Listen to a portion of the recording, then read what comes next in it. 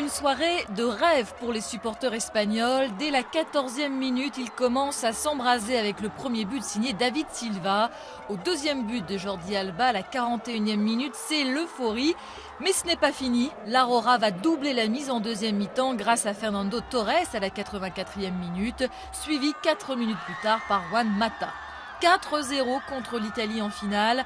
Après un parcours pas toujours flamboyant dans cet Euro, les joueurs de Vicente Del Bosque terminent sur une victoire écrasante qui leur permet d'entrer dans la légende. Le triplé inédit Euro, Mondial Euro, ils l'ont réussi et c'est tout un pays qui bascule dans la liesse. On est espagnol, on est les meilleurs du monde. Il n'y a pas eu de rival, non, pas de rival. On a assisté à un récital de football, c'est incroyable. C'est la gloire, nous sommes champions!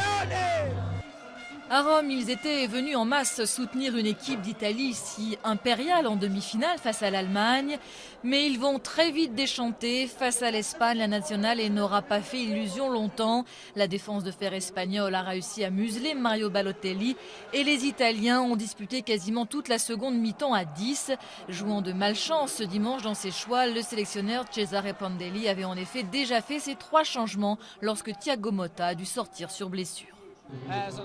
Je suis très triste du résultat de ce match. Malheureusement, nous avons mal joué et on n'a pas eu de chance. Dans la deuxième mi-temps, selon moi, l'entraîneur n'a pas fait les bons choix tactiques. Donc ça aussi, ça a eu ses conséquences. On a aussi joué de malchance, mais bon, on a fait notre possible. Aussi rude soit-elle, cette défaite en finale ne doit pas faire oublier aux Italiens que leur équipe est de retour parmi les meilleurs du monde. Clairement, je suis déçu, mais nous avons perdu face à l'équipe la plus forte au monde. Donc il faut qu'on reparte du bon pied avec un maximum de confiance et de volonté pour le prochain mondial. Les Espagnols, eux, ont soudain oublié la crise et l'éternelle rivalité entre Real et Barça. Qu'ils soient de Barcelone ou de Madrid, tous les joueurs de la Roja vont être accueillis en héros ce lundi dans la capitale espagnole, où la fête ne fait que commencer.